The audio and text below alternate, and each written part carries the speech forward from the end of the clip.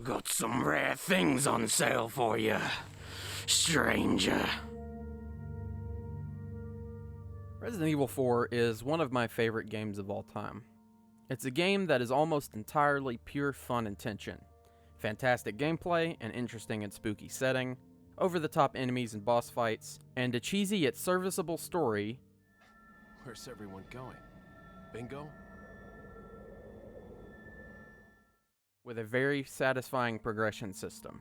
Resident Evil 4's upgrade mechanic made a younger me hope every game that came after it let me upgrade my weapons, and was a little disappointed when a game wouldn't let me.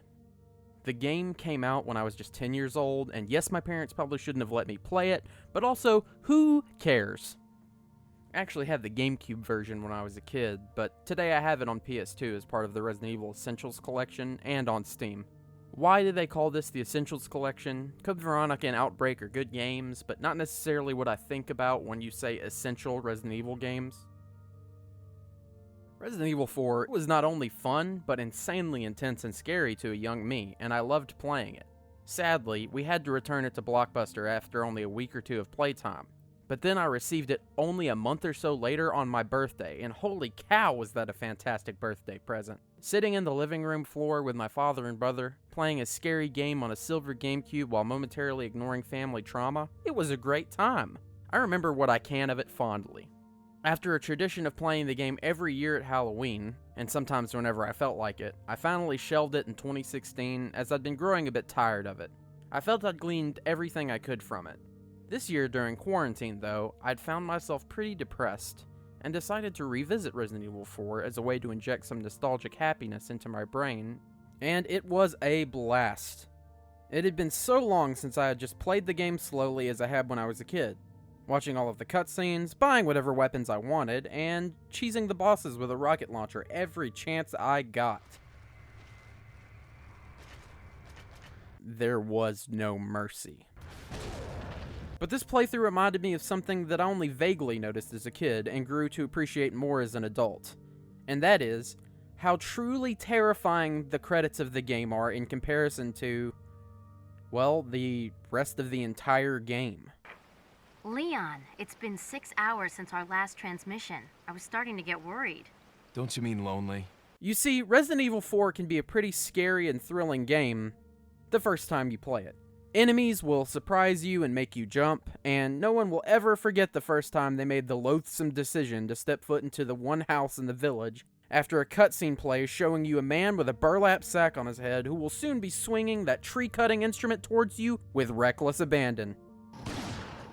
The regenerators, the spooky cultists, the bug creatures.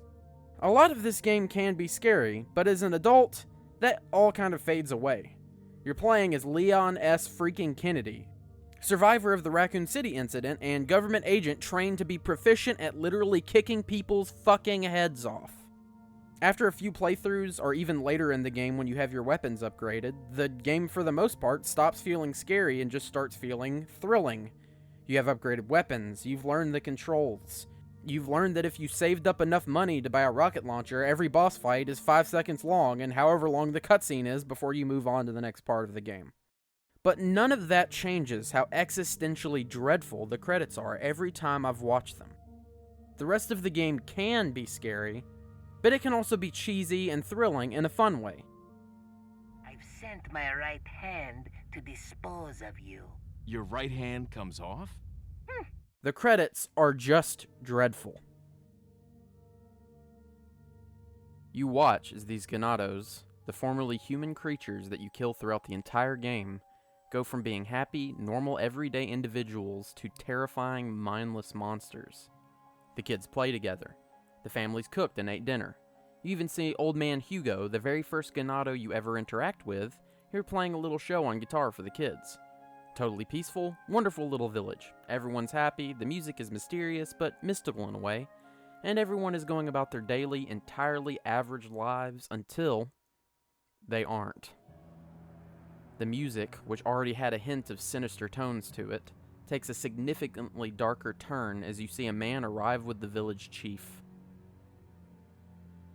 You can see that the villagers are crowded around, but look mostly apprehensive.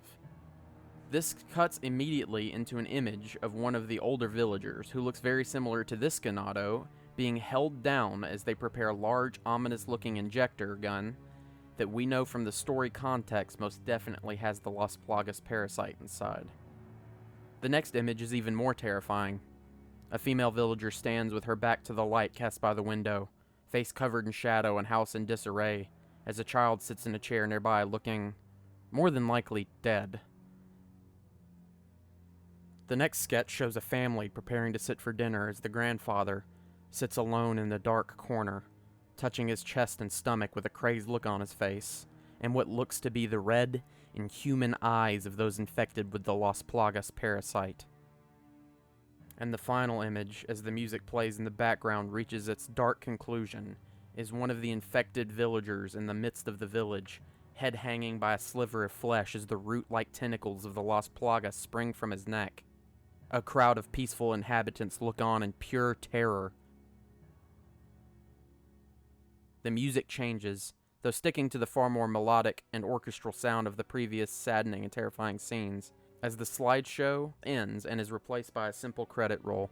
All in all, the credits for this game are far more breathtaking and, to me, existentially terrifying and horrible than a lot of the rest of the game, at least when it comes to an emotional, storytelling punch.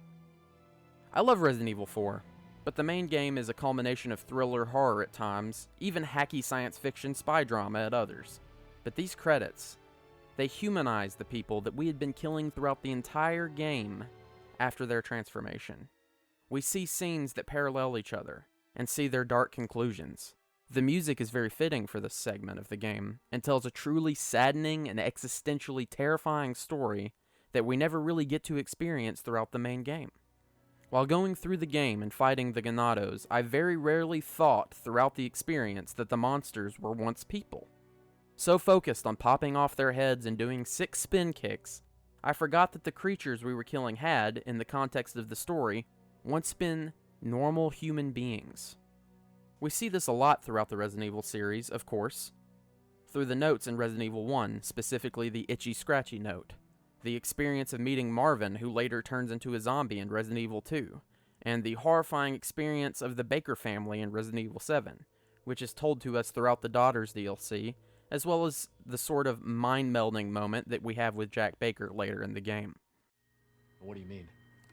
I'm no killer, son. Neither is Marguerite, nor my boy Lucas, or even Zoe here. But throughout Resident Evil 4, at least in the main game, we rarely get to see this kind of humanization of the Ganados. They're seen as this indomitable force that block our paths. Tough, bullet-eating enemies with red eyes holding a sinister creature within that can burst out at any moment. And after finishing Resident Evil 4, I wasn't personally ready for a 2-minute-long emotional gut punch reinforcing the fact that, yes, these monsters were once human beings who were preyed upon by a few men who lusted for power, just like most of the victims who become monsters throughout Resident Evil's history and the history of the real world. Resident Evil 4, I think, will probably always be one of my favorite games. The fact that it can have hours of thrilling, scary, and at times cheesy fun, and cap it off with a scene that can suddenly make you feel extreme sorrow and horror for the so-called monsters that you'd face throughout the entire game, shows why so many people consider Resident Evil 4 to be one of the best games of all time. Not to mention the game's design has gone on to affect the games industry as we know it, and we can still see the echoes of that in games today, even the new Resident Evil games. I hope you've played it before, and if you haven't, why are you watching this video? Go on and play that game right now. It's pretty cheap, seriously. Don't wait for a remake. Play the original version first. It's literally one of the best games of all time. Thank you for watching. I hope you enjoyed this video. I put a lot of work into it, and I've been working on it and kind of ruminating on it for a while. If you did enjoy it, you should like the video and comment on what you liked or what you even didn't like, and also subscribe. If this video does well enough, I'm probably going to try to make more like it. And yeah, thanks. Hope you have a good day and a good fall season.